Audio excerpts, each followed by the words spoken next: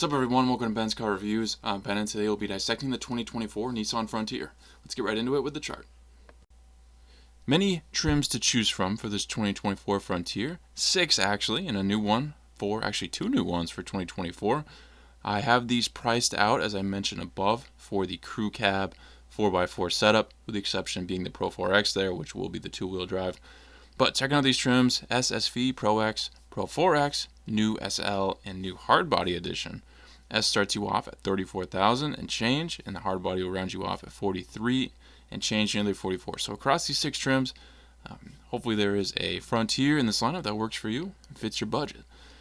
Engine options makes it a simple choice because you don't have to pick between any of them. You're going to get the same 3.8 liter V6, mega V6 under the hood, 310 horsepower, 281 pound-feet of torque. So whether you're getting the base or the top trim hardbody, you're going to get the same engine. That's plenty of power to get out of its own way, so it's good to see there. 9-speed automatic transmissions paired with that. Drivetrain, like I mentioned, 4x4. These can be configured differently, but this is just what I have here to make things simple. MPGs, not too shabby for the big V6. Obviously, the 4-wheel drive setup will be a little more lacking on MPGs, but overall not too bad.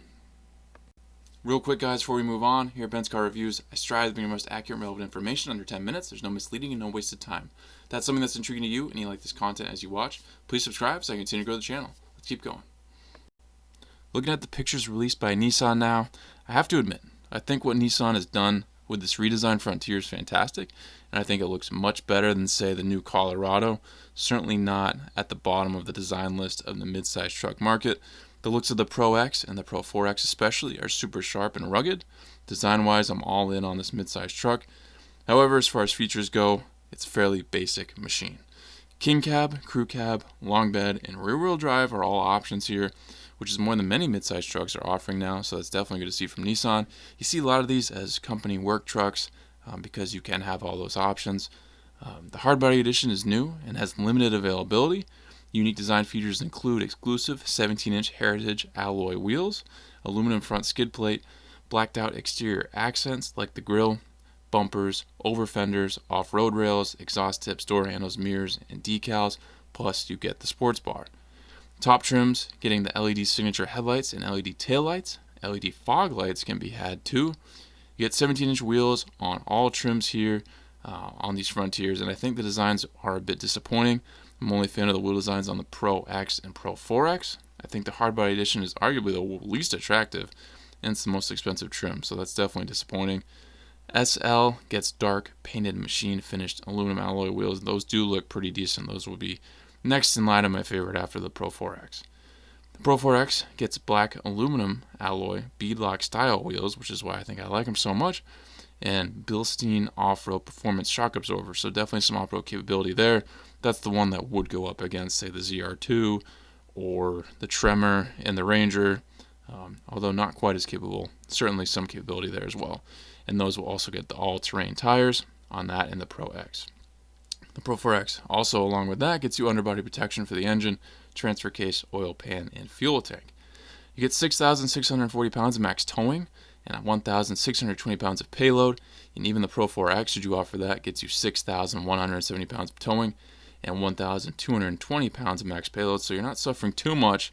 If you go for that upgraded suspension, it could definitely still handle some weight.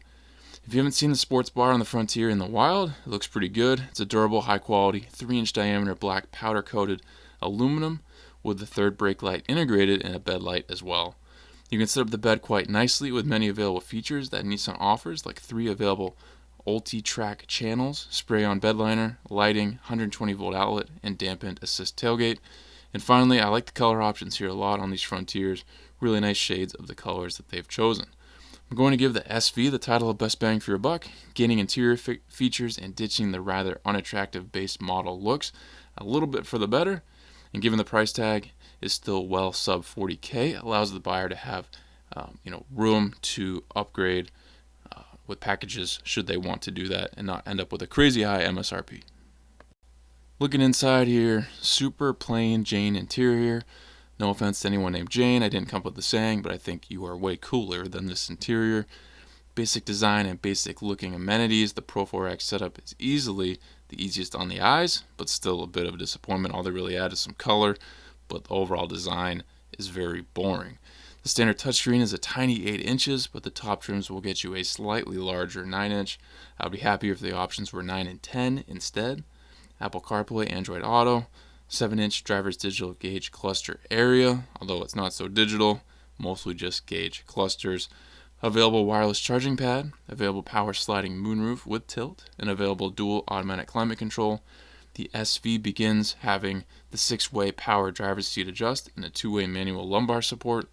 That stitching I mentioned is lava red contrast interior stitching and synthetic leather wrap center console in the Pro 4X to give you that extra color.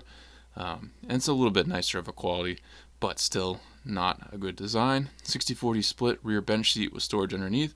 Great safety technology and driver's assist features on your Frontier, including available intelligent around view monitor, which helps you make parking easier. Get a virtual composite 360-degree bird's eye view of your Frontier, or you can get a visual and audible alerts from moving object detection if something that crosses your path or gets too close. Overall, I'm going to give this interior rating of a meh. Nothing drops your jaw here, but it's all good enough to get you from point A to point B with moderate comfort. Interview guys. We all know mid-sized trucks are in a real kind of boom right now as HDs and full sizes have gotten so much bigger, so much more expensive. Mid-size have now really seemed to be taking the role of what full size used to be. Granted, that means prices are higher, but below mid-size, you only have a couple options for a compact. So if you still want some truck capability, but you're not wanting to spend $60,000 for a truck, mid-size is really the way to go. And if you're looking at this Frontier and looking at the competition, obviously the standouts being the Canyon, the Colorado, the Ranger, and now the Gladiator. Those are really the big players. I think the Frontier is doing a great job when it comes to design, but those other models, compared trims, will get you more for the money than this is. So I think that's one downfall here. The interior is just lacking quite a bit. So definitely cross compare if you're looking to get one of these. There's a lot of things to look at: engine, power, prices, amenities, what you get for the money overall. Check that all out, but definitely a good option here if you're looking for a more calm way to get one that's not as flashy but still looks great. Hope this video laid things out in a clear way for you guys. Thank you for watching this Benz car review. Please subscribe if not already. If you have an idea for a future review, drop in the comments and I'll see what I can do. If you'd like to become a member of the channel, I have that option now. Check that out and join if you'd like, and I'll catch you on the next Benz car review.